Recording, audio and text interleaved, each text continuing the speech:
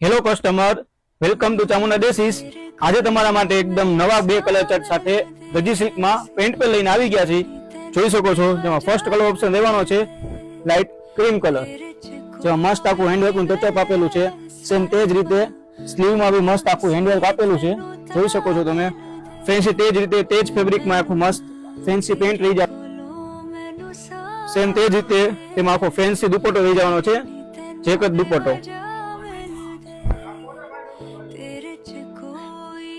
Second colour option તમે જોઈ શકો છો, ફેન્સી આખો લેવાનો છે પેરોટ ગ્રીન કલર।